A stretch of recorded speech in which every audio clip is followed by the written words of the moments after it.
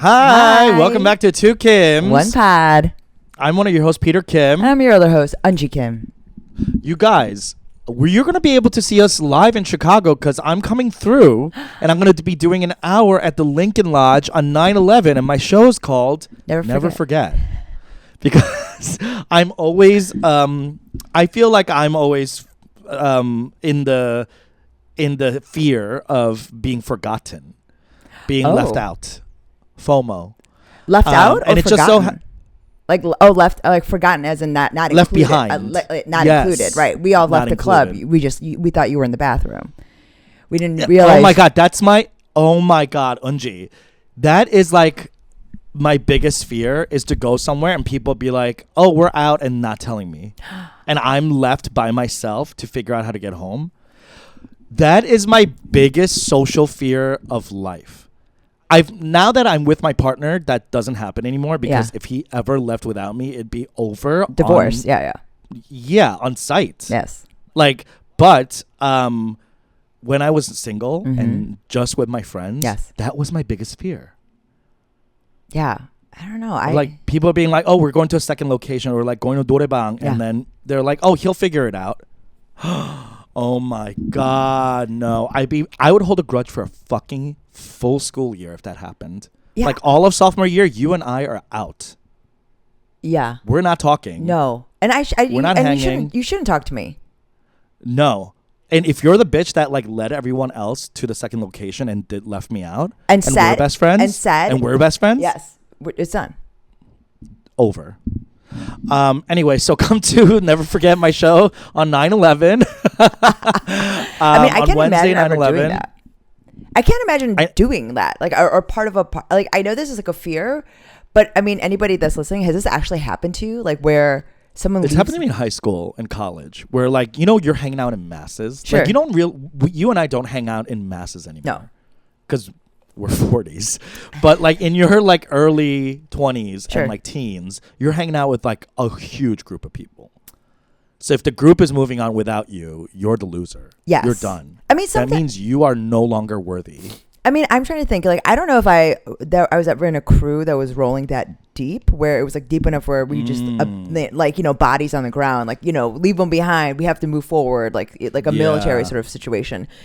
I'm trying to think. Like, only time that's ever happened is because that person was staying, and we already knew. They're like, oh, he wants to stay. He found another group of friends. She wants to stay. She's want to fuck that guy. Like, unless it was explicit. I don't think I've never been a party to something like that. Good for you. That's really nice. I mean, it's also because I've never had enough friends.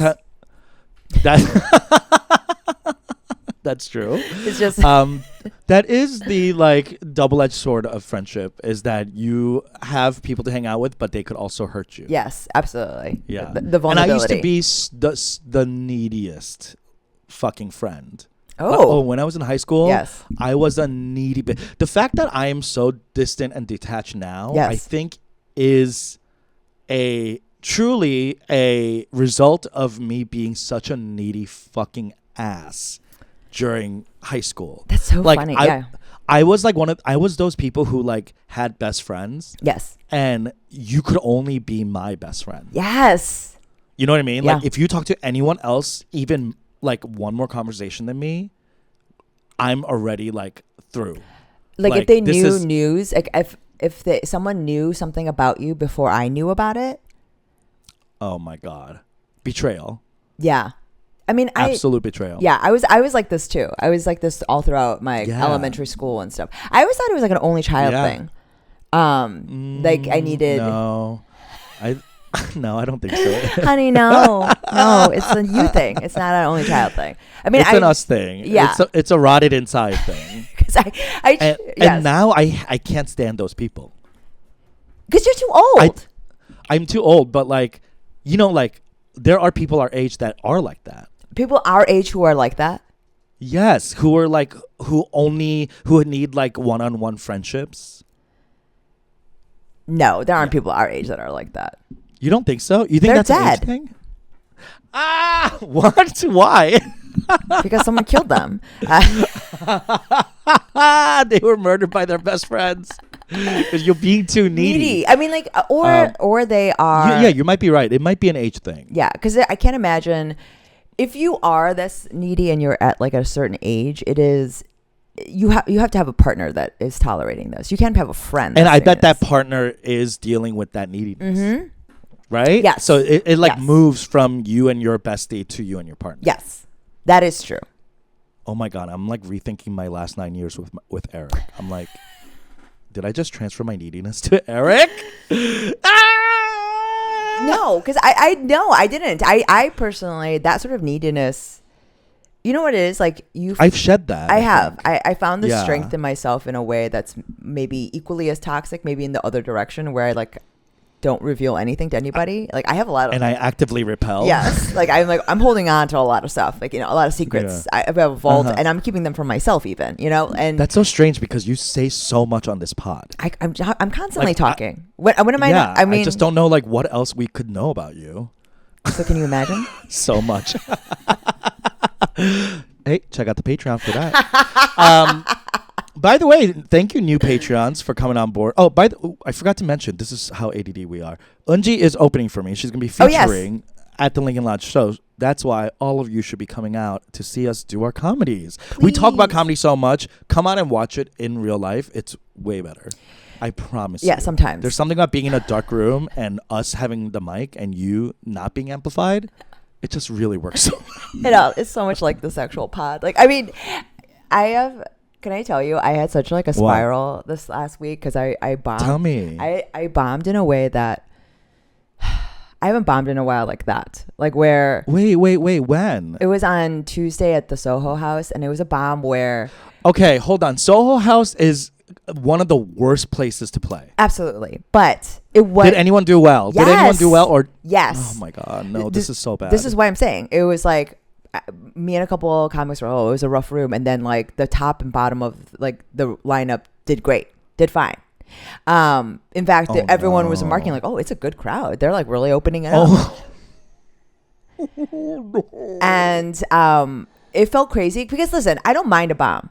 I don't care. Like, it's like there's some, especially if it's not particularly like heinous or whatever, or it's like funny, like it doesn't even register. Like I acknowledge it's a bomb, but I'm moving on. Yeah. You know, it's like, okay, they didn't like the jokes because it's, you know, usually like some circumstance or whatever, like the joke, whatever, the room it wasn't a match. Like it's fine. I think we've been doing it long enough. Like either I'm trying to figure it out and I get there, or they absolutely just like don't like it, and so I'm like, well, I'm gonna just try this stuff anyway, and then it feels like more like an interesting data point in like as you're gathering information about the set and your material. It's research and development. Absolutely, and I don't mind. I don't mind doing that kind of research. I am a scientist, so like you are a woman in STEM. I'm a woman in STEM, but like this bomb felt crazy because I did not feel like I had control over the bomb. I've talked about this before, and these are the most heinous bombs, and I have not had that in years. Like it's been a number. Like you were spiraling on stage? I got off stage and I was texting my friend. I was like, you know, when you're yelling, what is happening? No. That it's not going good. You screamed into the ether. What is happening? Because you couldn't understand what was happening. Why the audience was reacting this way. Not only that, but like or not reacting, and why it felt crazy to me. Like I didn't have control over it. Like I was like, what is happening? And like I went out into the audience, so I was just like, did somebody die out here? Wait, what do you mean? Like what do you mean? You went out to the audience? Like you walked into the audience? I literally waded into the water because I was like, surely there must be a body here. Maybe there's a dog. No. Maybe there's a dog. Maybe someone has fallen and cannot get up. Maybe there's someone who's having a seizure. Like I needed to know what was happening, and so I like waded out into the audience and was like, what is happening?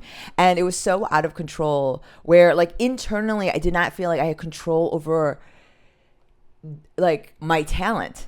Like it felt crazy. Like I did not feel control over my funny, and it was so strange, and it had been such a long time since I felt that. And you know, my recent break, like, you know, from doing sets and spots in the city, like it's done something to me. I don't know what I need to do to reset, but I need to do it ASAP. You mean your Columbus shows? Yeah, like because before that, I also hadn't been doing spots before that, and then like right. So I had taken. You took like a long break. I took a long break, like 6 weeks or something, right? 5 weeks. That's the longest I've ever 5 gone weeks. since I started doing That's comedy. Crazy.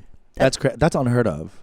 Unheard of. I mean, like even during the pandemic, I was doing shows. I was doing more shows. Zooms. Yeah, exactly. Constantly. So, it was the longest time, and something inside of me does feel like I need to reconnect with it in some way, in a way, and I have to do it. I have to approach it like a new, like a new courtship, because she's shy. Like something's happened. There's trauma here. Like something. She's different.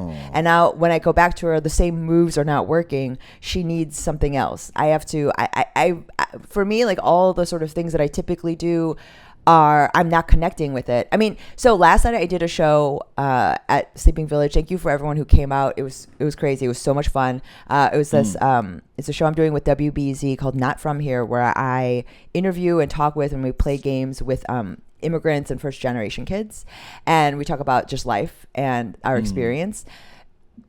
And it felt good, because awesome. That felt good. I felt good crowd, packed out. Absolutely. And so it felt good. But I knew objectively that the show had gone well, like it was fine, all these things, but still the connection. You couldn't shake it. Oh. So I was really worried. I was really worried going into the show. I didn't say that to anybody. I wasn't like, listen, I don't know where my talent has gone. I'm like a weird slump. Yes. Yeah. Like I don't have any connection with. By the way, this is very natural. Yeah. This isn't like not a normal thing for people. You know, like it's 5 weeks off, that's gonna happen. You're gonna have to recalibrate after 5 weeks. You know what I mean? Like there's no way you can be the same comedian after taking that long of a break. Not at least like right afterwards. You will be within like a couple of weeks and like a bunch of sets, but I'm just saying this is normal behavior. I would expect this to be happening. I was literally going insane. I was like, it feels shitty though, right? It's absolutely insane, because it's like, you know, I try to like comedy. By the way, not to cut you off, but like this did happen to me after Italy. Yes, like saying, where yes. I felt disconnected, where I'm like, do I even like this? But you reconnected. Is this even for me? But you reconnected with it within a couple of sets, like the next set. Yes, but that happened to you too. It did, but then it went. It's like it's like coming out in spurts, because I keep. Oh, I see what you're saying. And you're like, it's not reconnected. The connection's kind of faulty. Yes. So it's like the Velcro like on off. The Velcro is worn. Is loose. It's loose. And so interesting. I don't know why, and it's hard. This is. Can I ask you something? Yeah. Your feeling. Reaction towards the connection being gone. Mm-hmm. Honestly, what is the feeling? I'm freaking out. Your fear. Fear. Okay, I asked because when I felt disconnected after Italy, which was 3 weeks, not 5, there was a moment. I will say, I was relieved. I was relieved. It almost felt like, you know, like how they say Ozempic fixes addictions? Yes. Yes. It kind of felt like that almost. It quiets the noise. The noise, yeah. The noise. They're like, yes. Hello. Yes. Get the hit. Get the hit. Get the hit. You know? So like, it almost felt like that. I don't know what Ozempic's like because I'm not on it. I'm just naturally svelte. But I mean, I don't know. Mindy Kaling, I wish she would come out and just become like the face, the body, and the voice, all of it. Wait, just to put this all aside, like I was afraid, because truly a part of me was like, is menopause going to take this away? And it is, because some of it is. I've always acknowledged that I am more of a work horse than I am a talent person. Like I have way more of a work ethic and just like drive than I do have any natural talent. But the little I have, you know, like the fact that it's slipping. I was terrified, because it's like it is part of the sort of spark and joy of it, like because there's a part of it that comes naturally, right? That was what was scary. That I like in my mind, I was like, so now I have to work harder. Is there any part of you that is relieved? No. I was scared. Okay. I really was scared. I mean, maybe given enough time, if I keep trying, and honest to God, like if it never comes back, maybe I'll be relieved. Because I do always. Can you wait till September 12th? Because I really need you to kill it on my show. Because I mean, surely, like there is a part of me that is like dreams that I will wake up and not need to have the need. And you'll have this time back. Yes. Not just the time that you're doing comedy, but thinking about it, writing it, being anxious about it, comparing yourself to other people, looking at other people's socials. Oh my God, the emotional Honey. I would be. The toxicity. Imagine it's gone. Can you just say that I would become the second Asian president? Like, you know what I mean? Like I would. Like, okay. Like you're all of a sudden a Democratic nominee within 4 years. You're like move over Pete Buttigieg. It's Eunji Kim. Yeah, I was alderman last year, and now I'm ready to take on the presidency. I mean, like when I tell you that, like the amount of time and space that it would open up internally and in my life, like everything would objectively get better. Well, see, this is what I was thinking about. Is when I felt that like point of relief after Italy, I did wonder, the thing that scared me, and maybe this is true for you too, maybe the thing that scared me was the second thought, not the first thought of like, wait, then who am I? That thing? Yes. But the thing that scared me more than, wait, how do I identify myself? Sure. What do you mean? This is the thing I love. Yeah. What else do I love? You know? Yeah. Is the fact that all that mental space and time and energy dedicated to this thing that I do love. Yes. If that didn't exist anymore. Sure. That you would be empty. How would I even pivot? Yeah. And B, what do I even like? Yeah. I don't have that concern. There's not many things that I like. I do not have that concern. I mean, I like a ton of stuff. There's so much stuff waiting on the sidelines. Like what? My family. Okay, but you're going to be a trad wife all of a sudden? That's not going to happen. No, I mean, just like there's so much more stuff. There's I'm saying like I guess it sucks to identify yourself as a comic, but like just something that like you would fill your life back up with passion and career wise. Your family can't be your passion and career. I guess it can. No, I guess it can. I guess. I mean, like if I became like a mommy blogger, but I don't have a passion to like create content, right? I don't have a passion. That's what I mean. Like, what would you do? Oh, I would become some version of like who I thought I would be at 10, which was like a very aggressive, like politically engaged, informed person. Like that you would turn into like punditry. Yes. I mean, the sort of the pedantry that is currently like talking about farts and poops would turn into healthcare and policy and paternity leave. Okay. You know, abortion. You know, like things like that. There are so many like things on the sidelines just waiting to be, like it's so funny. I don't have anything, and that's what makes me sad. Is that like I wish I had that. Like, okay, well now we're pulling this trigger, i.e. guitar or music or something. The world is waiting for you to finally fulfill all of your potential in piano as a prodigy. My prodigal. You're finally the prodigal son of the I'm finally piano. gonna pursue that dream job of live piano player at your local Nordstrom. Yeah, I mean. Like, I mean, like, or find grocery store with a bar near you. I mean, we are one of these, like, it's, you know this, like, once your passion becomes your career, it's less of a passion. Like, there's a part of it that's already like that. I mean, when I felt afraid, it's because how about this? It was not, the noise had not quieted. So I just did not have the tools to fulfill and get my fix. That's why I was afraid. If I woke up and I still had the talent, but I didn't have like the desire, like that's optimal. That's me pivoting into anything, Peter, like being able to talk. That's what I had, but the fear is that I didn't have anything to pivot towards. I mean, you take one ayahuasca trip, you're going to come out with a purpose. Come on, like you'll be fine.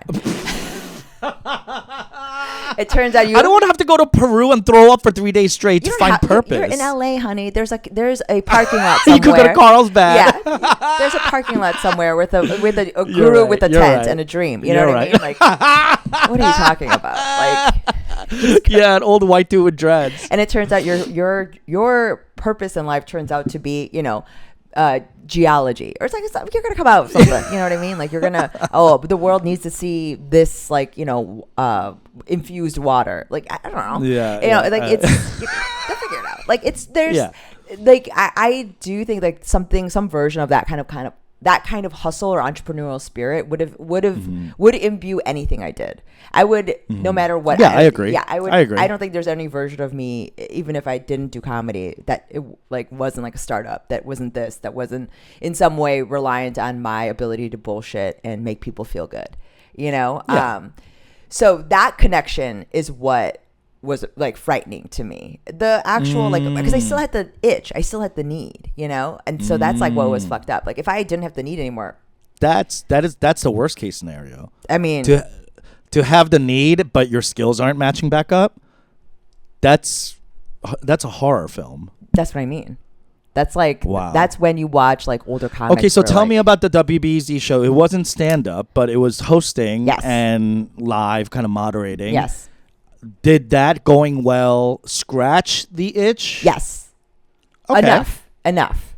And and I felt connected enough. It felt good. Yeah, it felt good. And also particularly because like it was like from tip to taint, like an idea that I had conceived of, collaborated with, and like brought to the stage. And so that felt good. It's like the first time I've produced something of this magnitude, and that's so cool. Yeah, if that did feel good. I don't I haven't had too much like engagements with something like that, and that felt good. That felt like enough. That felt like if I could do that, or even just like conceive of, I think it's the making of, and like the being able to like kiki with people in some way, whether it's on a production level, like even with the other people that are making it with you, the people and the guests, like that was enough for sure. But interesting. It was a rough go, and I didn't tell anybody that was on the show or associated with it. Like, that's good. You don't need to freak them out. Yeah, hey, I don't know if I they don't want to hear that. I know you've been working on the show for like months, but like I don't know if I have the goods anymore. Yeah, I got the yips, buddy. So good luck. Like, fingers crossed about this. Like, yeah. But yeah, it felt good, but I was just coming out of it in a way that was like, whoa. I mean, like, I don't like, just speaking up top, like that was not comedy, like just kind of bringing it back to the DNC, like. We got to get into the DNC. Because I have been finish your thought, and we have to talk about the DNC. Because, so I did a show on Tuesday that was a Kamala fundraiser that was associated with the Harris Victory Fund. And did I see that? Eric Swalwell was there? Yes.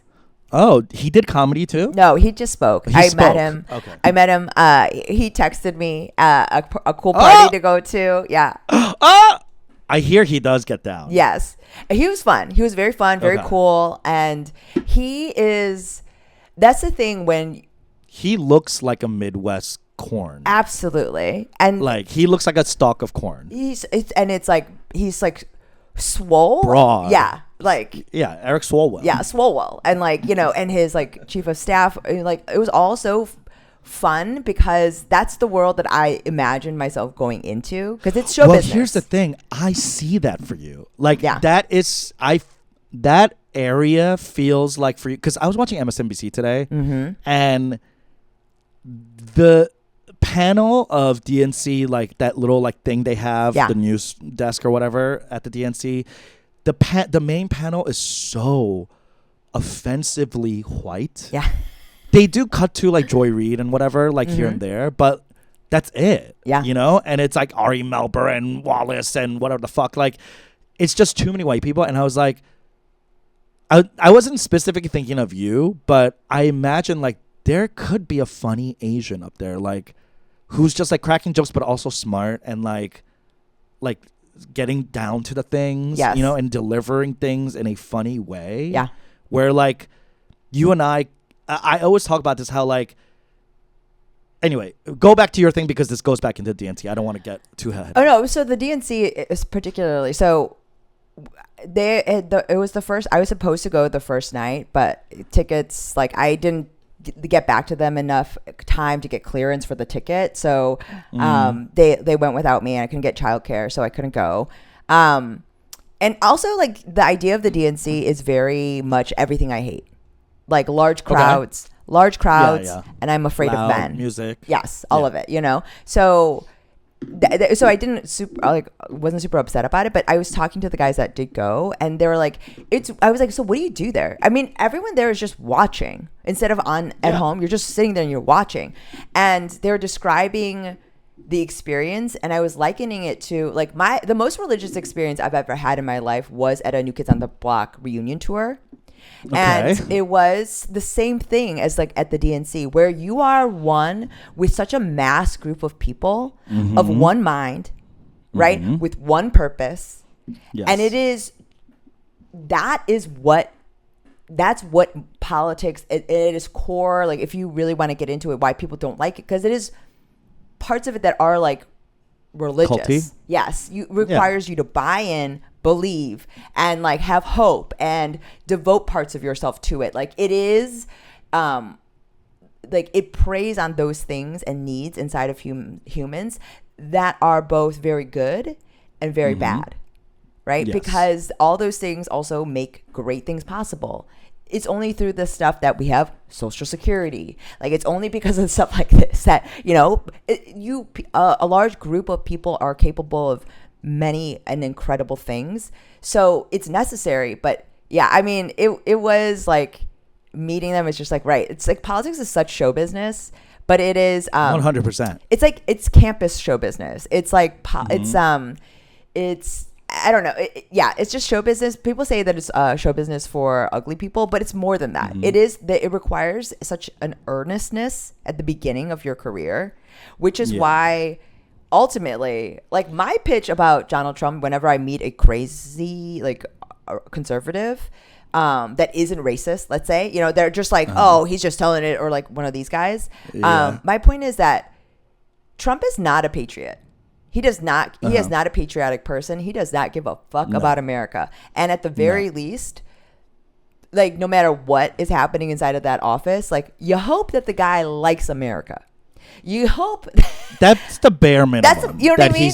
That he's not steps away from treason. Yeah, like he's not pro. Yeah. Because he is the captain of the team. And at the very bare minimum, the captain has to be rah the team.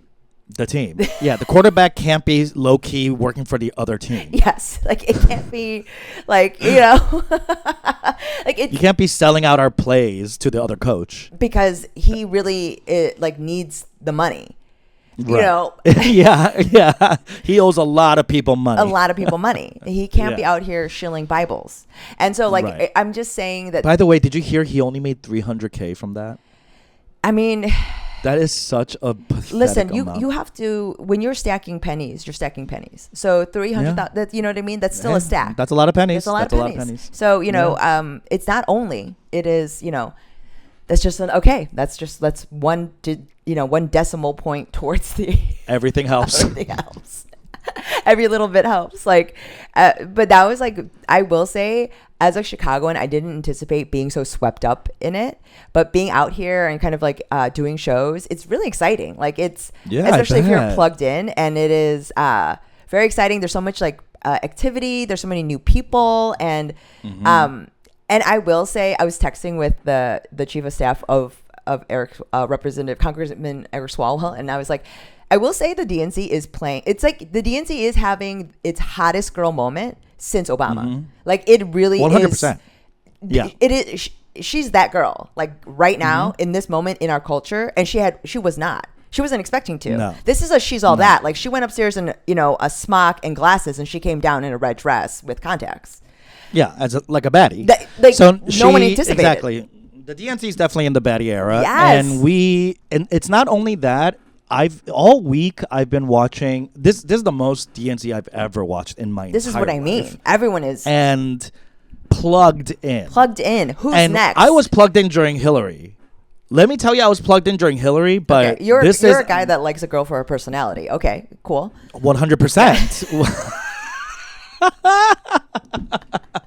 And your philosophical stances. I don't care about the way you look, but now you're right. It's the meeting of like readiness that Hillary was, yes, and the likability, popularity, hot girlness that Harris Walz ticket is now. It's like a storm, a perfect storm of these things, and on top of that, the fact that Donald Trump's like strategy is stale. Like he doesn't have a new strategy. He's bombing. He is bombing with old material. Not only is he bombing, he's going in. He's wading into the crowd saying, "What's happening? Surely there's a dog here."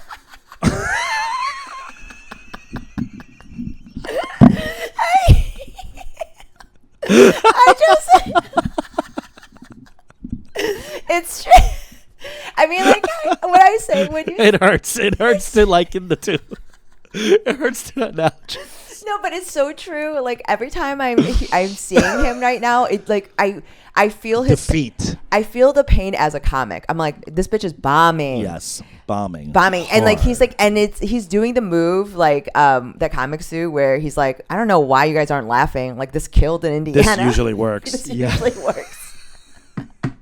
Like it's so crazy. You guys don't get. He's like explaining his jokes. You guys don't get it. Like yeah, you guys don't get it. And the crowd side stuff. It's so okay. So the crowd side stuff was already a thing during the first from Hillary. Yes, but the fact that now they're putting up side by sides of his arenas and how like he cannot like the RNC was not filled. No, the upper floors. No, were empty. Yes.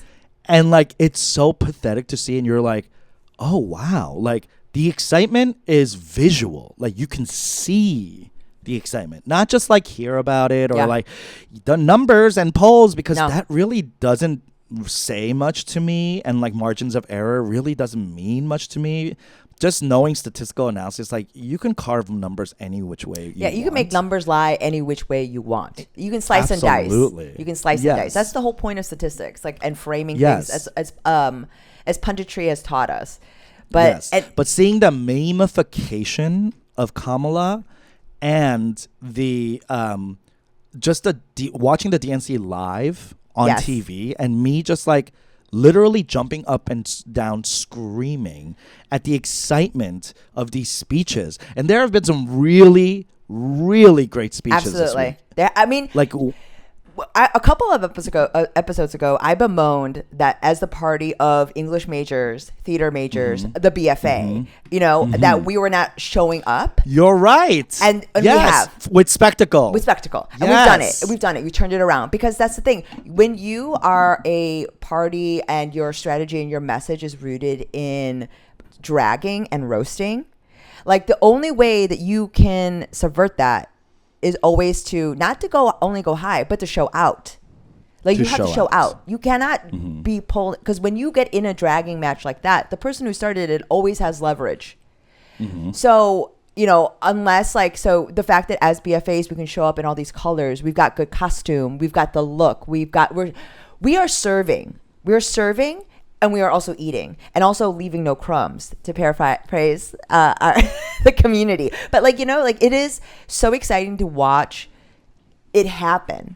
And the fact that people are able to support, because you were saying that with Hillary, it's not just the personality and the policy and all that stuff, but the hotness of it all. If things had not turned around the way that Biden, sort of the drama of it, even storytelling. Hello? Yes. Hello? It's everything. 100 days before the underdog's journey. Are you kidding me? All of it. And then her coming out, because, a lot of people have been saying that Kamala does not do great on the campaign trail. She's not a great candidate, but as the nominee. No, exactly. She's doing great. She's showing up. More than great. She is showing her work and getting extra credit. Yes. And her every move is perfect. From going from picking Tim Walz to seeing her ads. I've never seen political ads like this. Yes. It is petty with a with a chance. It's internet. It is yes, internet. Gen it's Z, young. Gen Z. Gen Z will save us. You're doing good. You're doing this correctly. Thank you for showing up. Thank you for being engaged, and thank you for caring and ushering our culture into the next phase. Now, with that being said, Gen Z, you cannot literally vote on TikTok. You have to do that IRL. Okay, just don't forget that, because all this meme stuff, all the reposting and the stitching and all that, like, great. Loving all the edits for sure. Loving all the oh my god, my favorite thing I saw was him saying all this shit about her. Yes, that was like, she's a prosecutor, she's this and she's that and blah blah, and then it just cuts and it just says, I'm Kamala Harris and I approve this message. And I was like, that's so smart, absolutely, and so effective. Yes, because you're just taking what they're spitting out and doing a quick blackout. Absolutely. Like, comedically, it's just everything is right. Yes. It's not stale like the old DNC politics anymore. Like, it's really a new party, it feels like. It feels like a part, like the fact that Ocasio came out and spoke, Bernie, like, it's showing that the Democrats are pushing forward in a more left progressive way without labeling it. It's so beautiful, because we're taking this freedom thing. Yes. Like the whole like thing of Kamala Harris and Walz is like freedom of your own body, your reproductive services, blah, blah, all that, right? Like, and the fact that we are co-opting the like number one Republican conservative term of freedom. Yes. But under that, subverting all these progressive politics is so genius. That's judo, bitch. Like, that is such a great, I mean, yes. And the thing is, it's such a lesson that I think with the Biden nod, we had all sort of been under the impression that the party did not feel as alive or as galvanized as post. But the thing is, this is what it is a testament to, that this was all ready. I was worried that there was nobody on the bench. I was worried that as a party, like, that the youth were so disengaged and disillusioned that they weren't going to show up. And then as an older person, I felt that they were justified in being so jaded, right? Like, because we did not show up. And for me, watching Biden step aside, one was like West Wing shit. Like, yes, truly, like, it was truly scandal shit. Like, there was, I mean, like, some political ninjutsu going on. And again, as like a APUS baby, like, there is something so beautiful in that choice that feels so utterly presidential. Even if he was conflicted about it, even if he felt betrayed, like all those things that are being said about his feelings behind the scenes, the fact that he made that choice ultimately is one of the most presidential decisions we have ever borne witness to in our lifetime. And I would argue, post Lincoln, probably, historically, he will go down in history as having made this choice. And you know why? Is because this choice, not only was it like contextually unprecedented, it's going to change politics forever.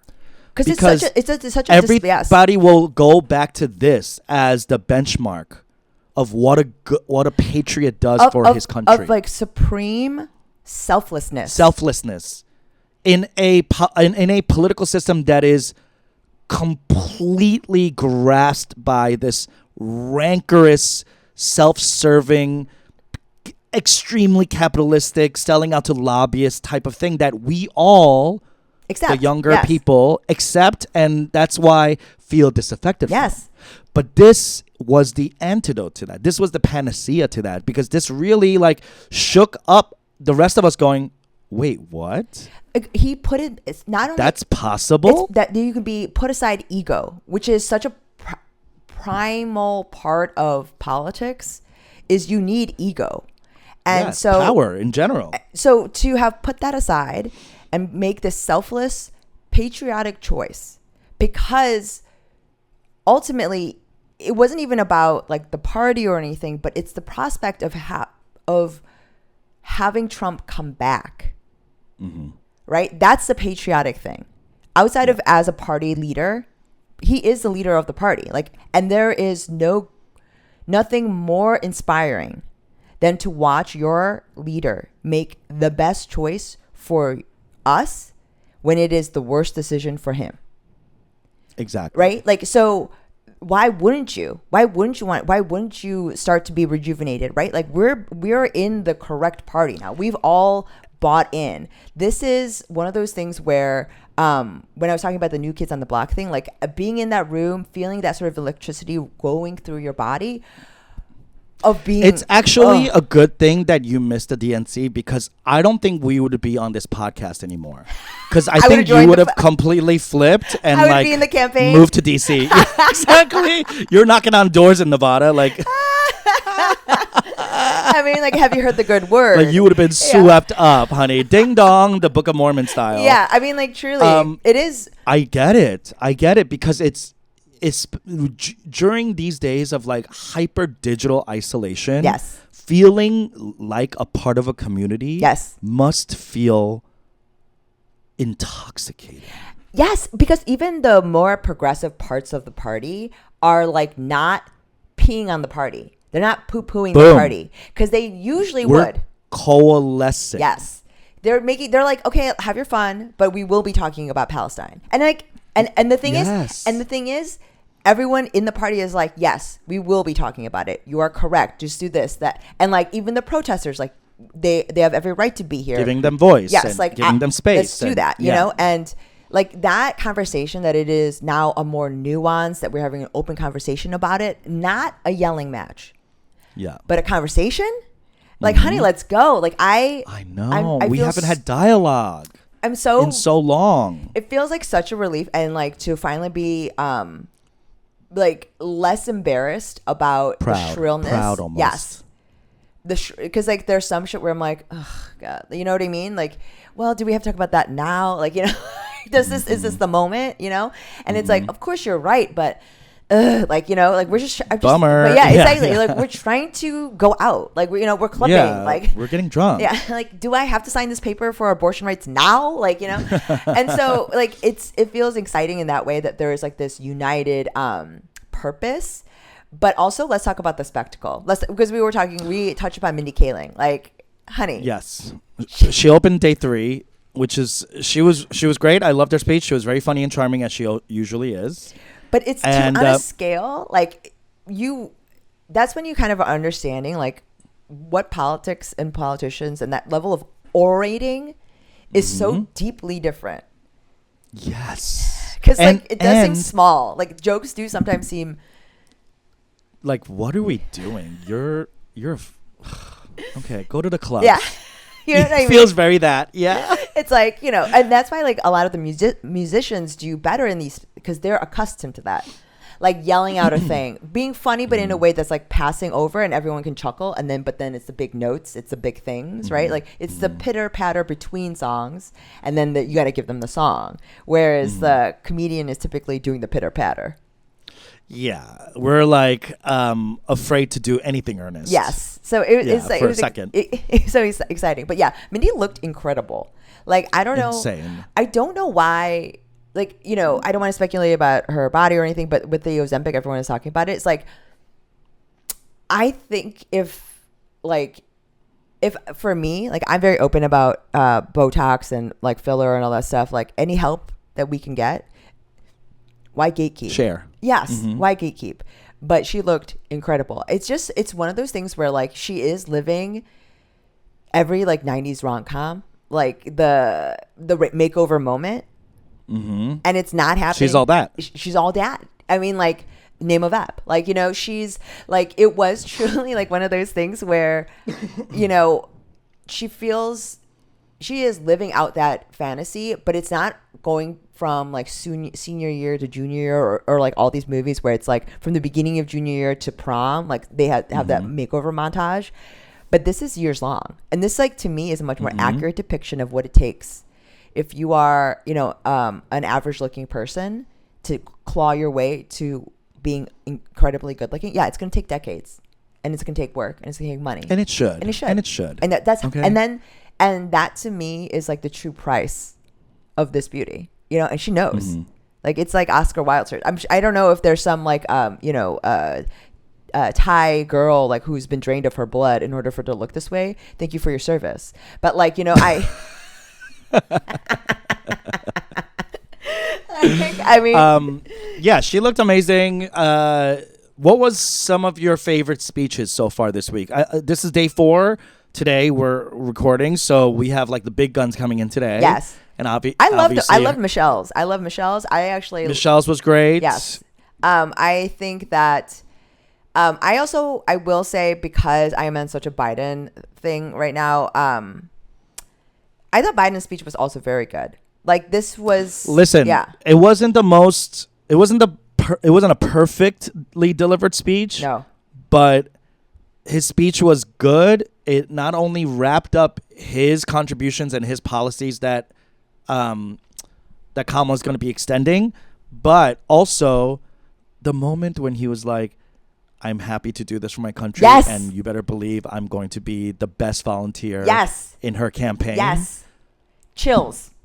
Grandpa Joe. Chills. Where I was like, oh my God. Because to me, because like that was really the chills. And then of course Walz. Yeah. You know what I mean? Walz was great. I loved how he's since his entry into the space, he's done a lot of speeches, and you can see, and I've watched every single one so far because I'm like obsessed now.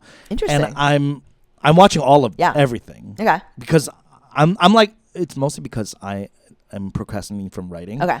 But I'm just like, I'm a patriot. Yeah. I'm interesting. I know you have a lot of stuff on your plate. Interesting. Yeah, I do. It's too many things. I'm like, I don't want to do any of it.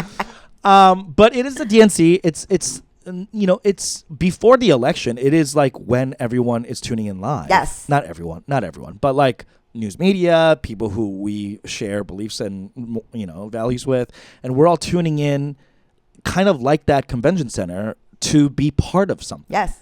To be part of something bigger that we really haven't kind of been since 2016. No. Even 2016, it felt a little. I will say, like, was I stoked for Hillary? Not stoked, but I was with her. Yeah, I was stoked. I mean, yeah. Yeah, but now I'm stoked. Yeah.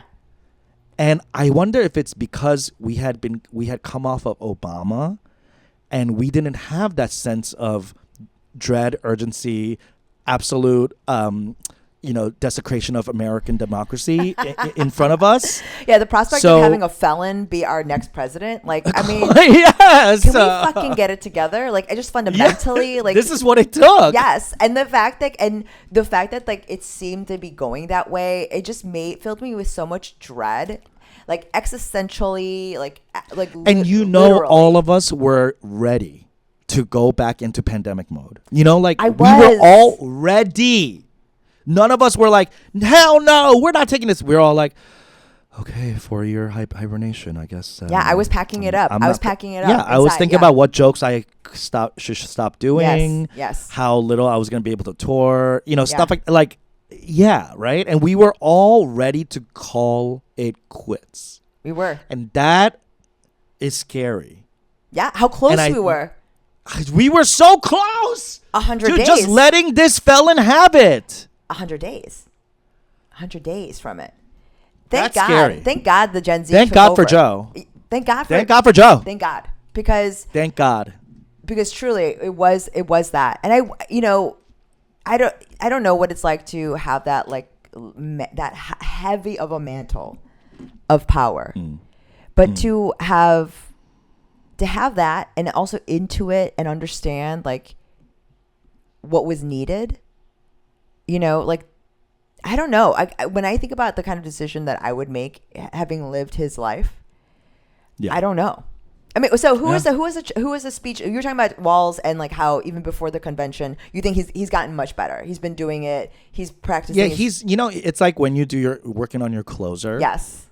And he was kind of like working on his closer for a while, and it was kind of like hitting. Yeah.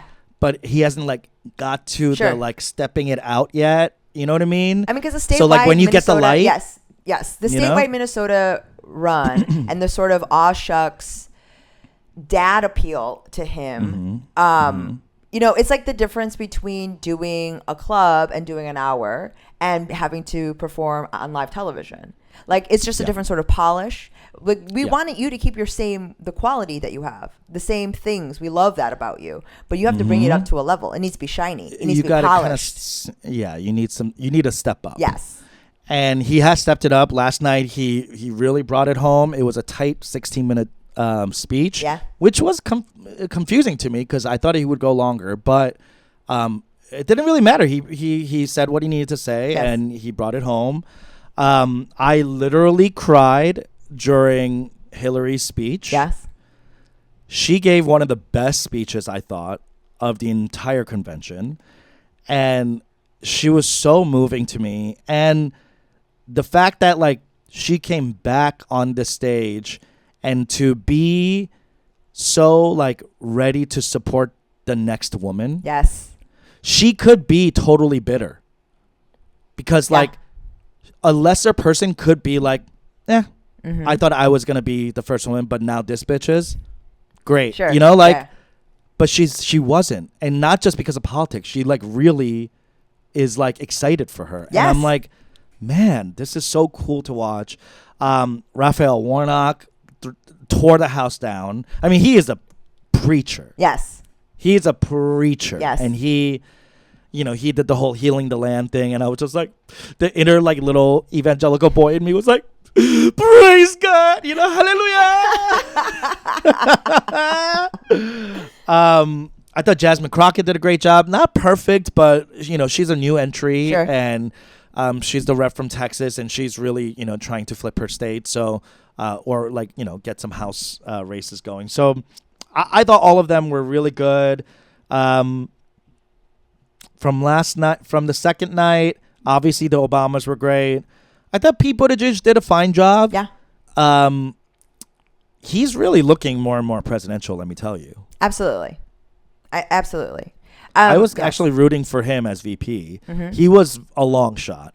But the fact that he's out here owning the maggots on Fox, and Fox keeps bringing him back on, because I'm sure he's very nice. Because I think the ratings are high. Yeah, because like, people are tuning into getting, like, this. I mean, you also, like, the best part of Buttigieg is that he's a fucking soldier, like, literally a soldier, and a genius, by the way. Yes, I mean, literally. So, like, he is willing to go out there and take those bullets on Fox News, whatever they want to fucking throw at him. But he's a soldier, like, because DNC needs it. They want this visibility on Fox News because they're not bringing any other liberals on. Like, yeah, dude, like, he's the front line.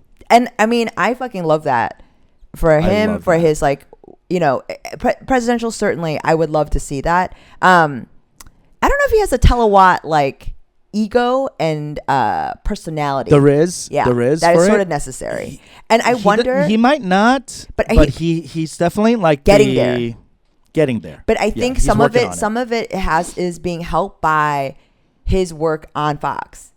He's figuring it out. So if that's he's finding his niche. So if that's part of the training, if this is part of that training montage where he has to do this, let's see it. I would love to see what happens in the end. I want to see what version of his, like, ego and his physique, what it looks like at the end of this.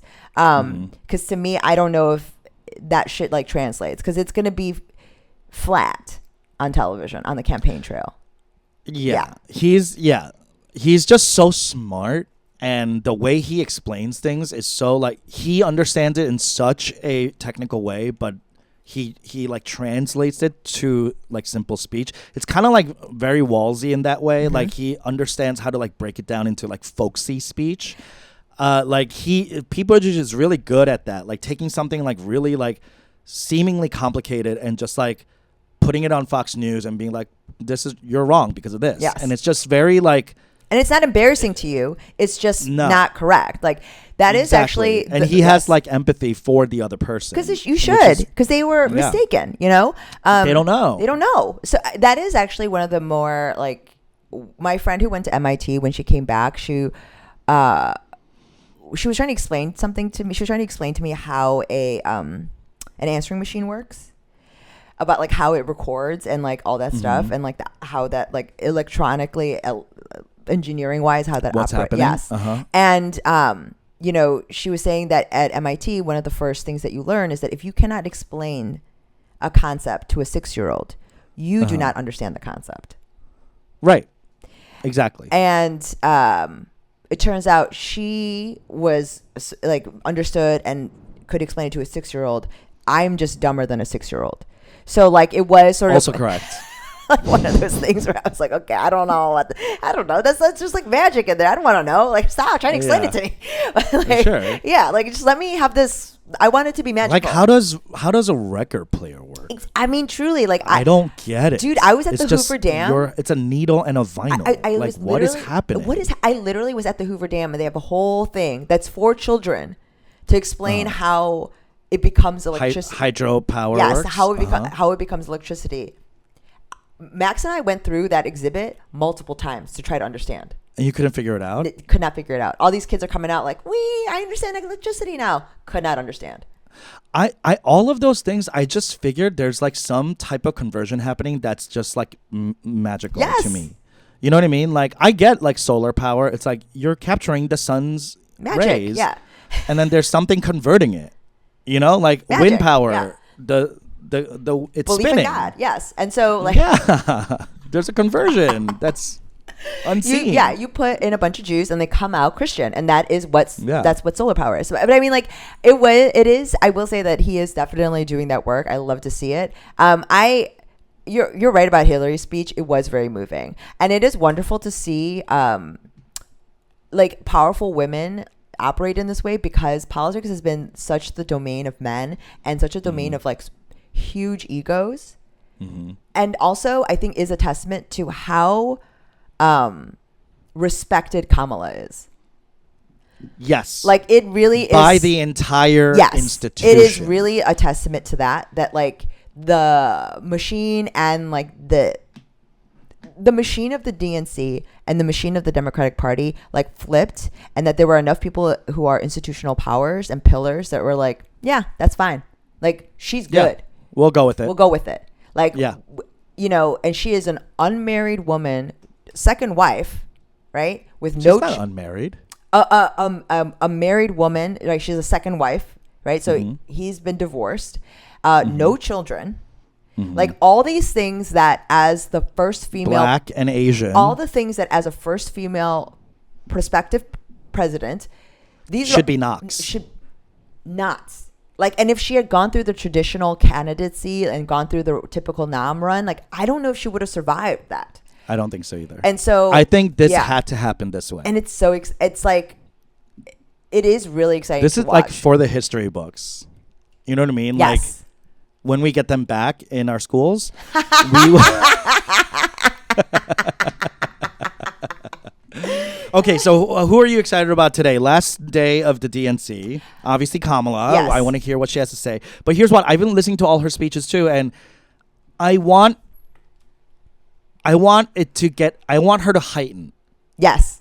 As a comedian, you know what I mean? and there are comedians writing for the DNC, so you guys know better. You guys know. She needs to heighten. She needs to the rule of threes. She needs to repeat words. There's cadence here that she needs to employ. She needs to sound she needs to do the whole not going back. Do the whole. But this is the moment for her. Freedom. Because the thing is, up until now, she's been snarky. She's been this. She's been like sniperish. She's been like showing a little bit of her personality.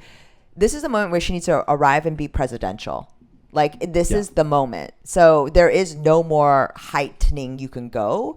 So I mean, this is it. Yeah, the episode will come out after, so we'll see how it goes. I don't know who else is on the schedule tonight to speak. Let's see. Well, we have musical guests. Pink coming down from the fucking United Center on a string. On some silks. On some silks, yeah. Okay, we love. But I heard a rumor that Beyonce's showing up. Yes. But I'm sure it's just a rumor. You think so? Right? I just don't see her doing that. She's already given her the song. What do you mean given her the song? freedom, and are you? But she gave it to her. Do they have to have approval over it? Yes. Oh, I didn't know. Wait, you didn't hear about all these lawsuits against Trump's campaigns? That's why they play all these like crazy like Lee Greenwood and shit. Like they can't play anything else. Cause wait, you didn't know that? You have to clear these. You have to clear these songs. You can't just use them. That's so funny. I mean, yeah. Oh, it's crazy. So it's going to be final day. It's going to be Bill Clinton. He spoke yesterday. So then wait, who's going to speak tonight? Was it what? Yeah, I don't know. Looks like Maura Healey, Justin Jones. Okay, these are like went pre-prime time. You know how there's like it starts at like 3 or something? Yes. And then they start going into Kerry Washington is hosting today. Oh, that's right. My favorite a friend of the pod, Alex Kleiner, once described her as like a mouth actress. Which I agree with. That's so funny. That's so I funny do totally agree with that. She really acts with her mouth. And as a fellow mouth actor, I do empathize with her. But yeah, I don't know. I didn't listen to Bill's speech. How was that? Bill Clinton's? Yeah. It was okay. I will say he still got that riz. He really does. And you cannot, I mean, anyone who's ever met him. You can't deny it. Anyone who's ever met him is like in love. Like, and he's got huge hands. Like, I was looking at his fingers because he was like doing this. I was like, those are some fucking long fingers. And I mean, truly. And yeah. And like, I know he's a full on rapist. And I know that he's been to Epstein's Island and they probably partied together nonstop. Yes. Even knowing that, I could not deny watching him that he has charisma. And that really made me feel sick because I'm like, I know how bad you are, but I can't help but be drawn to you. This is fucked up. What do you mean? Of course, yes. I mean, he is. That's like the sick power of charisma. Yeah. I mean, like, truly, he is. Anyone who's ever met him walks away being like, I mean, it was like, how long was he on Epstein's Island? You know what I mean? Like, do we really have to prove? Yeah. Like, it's magnetic. I know, and it's crazy. And that's what I mean when I'm saying, like, you know, Buttigieg and all this stuff. Like, people said the same thing about Obama. Like, it's exactly that's the level. That's where we're starting with. You know, like, I think we've just become accustomed to this, like, morass of just, like, mediocre Riz. It's like, no. I know. Shit that's the tops. By the way, speaking of Riz, I thought Doug had a really great speech. Oh, really? He was funny. Yes. He was funny. Whoever wrote his speech, props, because I got to say, that was really good. Or it almost felt like he wrote it. You think so? Yeah, because he's really like smart and funny, and it almost sounded like half of it was his, not in a bad way, was a recycling of his vows. Because it was like how he fell in love with her. Yes. And what are the things that made him go, this is the woman for me? And in that, he did a really great job. A lot of great jokes. He has great timing. Mm-hmm. He's good.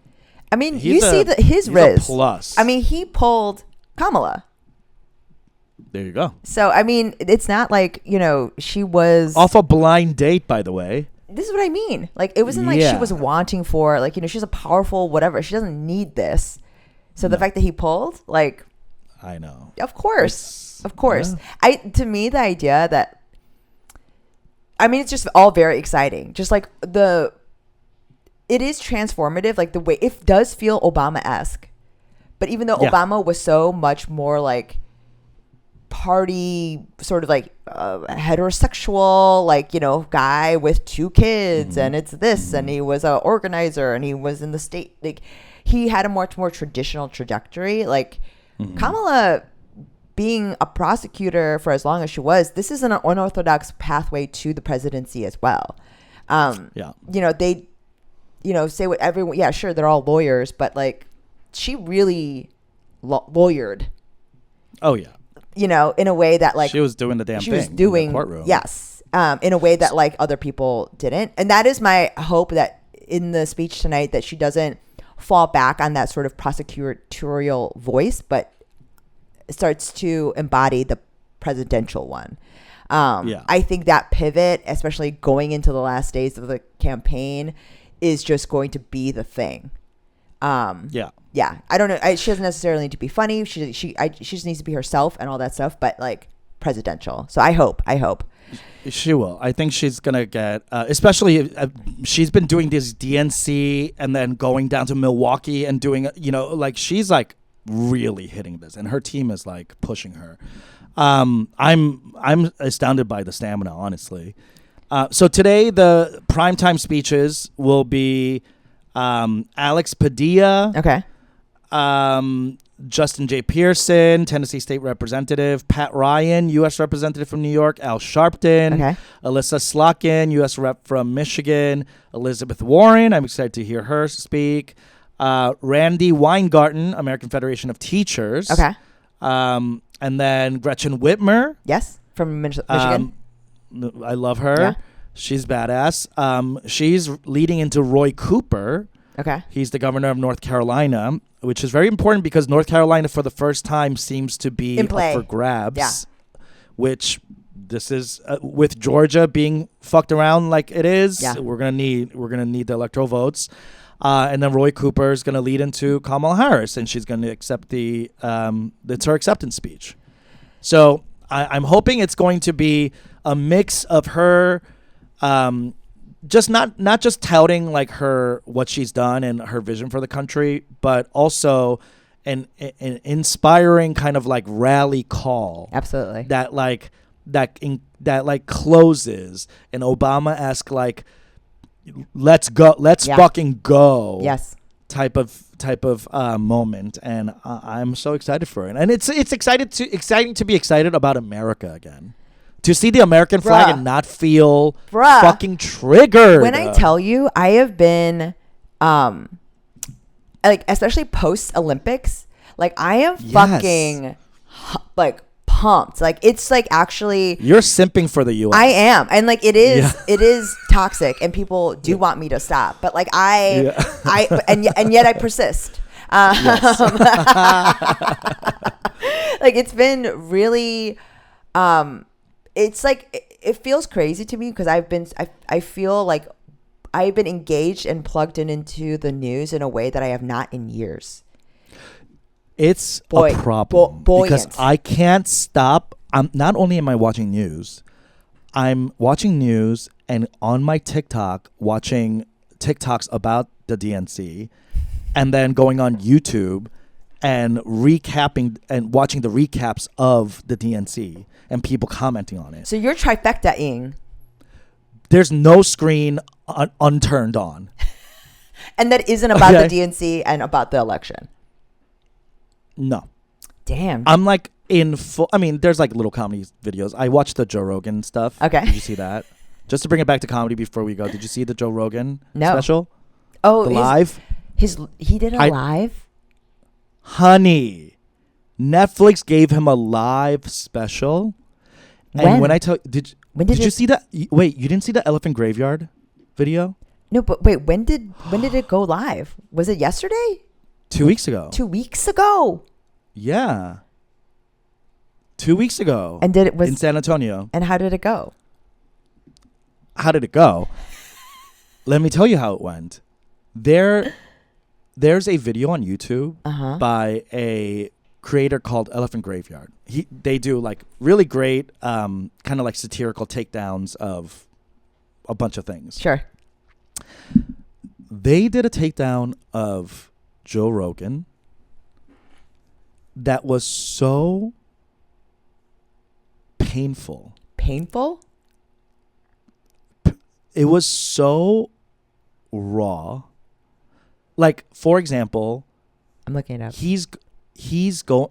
the narrator is showing clips of his special, and then going through how much he is talking about his shadow side leaking out. Because whenever he screams punchlines, it's actually his shadow life coming out of that, and starts zooming in on his titty sweat. And he's like, look, it's leaking out a little more. Here it's completely leaked, and now he is his complete shadow. And you see that, and he's like taking his like conspiracy theory stuff and like whatever, his like quote unquote jokes, and completely eviscerating this man as someone who is, quote, one of the greats, one of the greatest of our time. And he goes into specific like dissections. This has millions of views on YouTube, more viewers than the special itself. Okay, you have to watch it. It's like 20 minutes long. It's so good. It's so absolutely savage that if I was Joe Rogan, I don't think I could do comedy again. Was the special not well received? Was it not popular? No, it was panned. And it wasn't, and no one watched it. It has like a less than 4.0 on IMDb. But also no one watched it. Well, I don't know about no one watched it. I'm assuming not a lot of people watch it. But because it did not make a blip into my comedy universe. And no, that's what I mean. Yeah. Like, exactly. It didn't come up on stuff. And here's why. I think people are afraid. People, as in comedians. For sure. Are afraid to say how they really feel about it. Yeah, of course. Yeah. And the worst thing about this is, have you watched Gringo Papi? No. Do you know what that is? No. What's Gringo Papi? Wait, what? Are you fucking serious? Gringo Papi. It is the single-handedly worst special that was ever made. The Brendan Schaub one. Okay. Yes. Do you know Brendan Schaub? Do I know him? No, I know of him. Yeah, of course. You know, he's like went from like MMA to like whatever. And I know about the Joe beef. Rogan. Yes, the beef, all that stuff. Yes. The beef with Kalila and all that? Yes. Okay, so do you know the beef about him and Joe Rogan? No. So Joe Rogan started his career in comedy. Absolutely, yes. Because he said, come on my show, you're funny. And then he put out he got a Showtime special immediately. Okay. And all his comedy friends said, don't do it. You're going to embarrass yourself. And he was like, fuck you guys, you're haters. And he did it, and it did not go well. It got panned. Okay.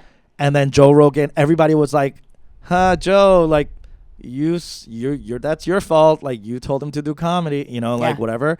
And Joe Rogan was like defending him. Being like, it wasn't that bad. Yeah. Like, come on. Like, he's just getting started. It takes reps. You understand that. But he's got something on stage. And then Brendan Schaub released Gringo Papi.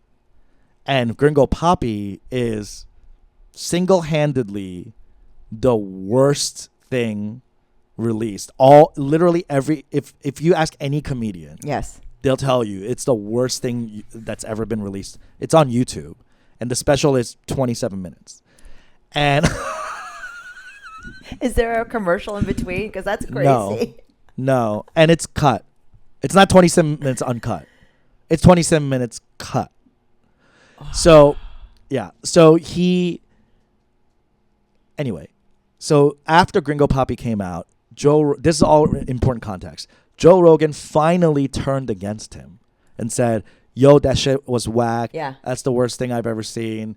That's not comedy, whatever. And then everyone was like, yeah, finally, you're being honest and whatever. And then Brendan got pissed at Joe and be like, yo, I thought like we were buddies. Yeah. Like you threw me under the bus, blah, blah, blah. Anyway, all that being context, this the live special happens. There's a moment, it's live, he pivots because one of his joke bombs. A lot of his jokes bomb because it's like a lot of like conspiracy theory crazy stuff. But I mean, but he's been touring. How is it? No, he's been at the Comedy Mothership. But isn't that where his own club? But isn't this where it was filmed? He did it somewhere else. No, exactly. He did it in a big theater in San Antonio, Okay. which is still his people. Sure. Yeah. Texas and all that. Yeah. You know, conspiracy theorists. If you're going to see Joe Rogan, you're a fan of his. Yes. So it's crazy that it was bombing. Because eliciting laughter is not. You can't fake that. You can't fake that. It's a response. Yes. It's like sneezing or something. You know, like It's you coming. have to like yes, absolutely. yes, you have to like do something for it to happen. Anyway, so it's bombing, and he pivots into one of the jokes from Gringo Poppy, and he steals Brendan Schaub's joke. It is so fucking crazy that not only. Oh my God. Yes, girl. He steals 2 jokes in the special. Yeah, and this, you have to watch this Elephant Graveyard video. It's so fucking crazy because he does side by sides of their Yes. jokes, and they're literally the same jokes. Yeah, it's crazy. Anyway, you guys go watch it. It's like this week has been just thoroughly joyful for me. Not just the DNC, but this video about Joe Rogan came out, and it's just all the yummies are coming. You got his titty sweat. You got all the stuff. It's been a really big week for Peter. And if you were expecting a project from him, BRB. Not going to be this week. I'll just tell you that. He's been really busy. But yes, I'm really excited for this evening. This episode is coming out, so let's see. I think. Do you think that Kamala is going to rise to the occasion? I do. I do too. I do. I really I do. hope. I do have hope, and let's see if we are correct, and if we'll digest it and break it down next week. But yeah, that's right. All right. Thanks for listening. Bye. Bye.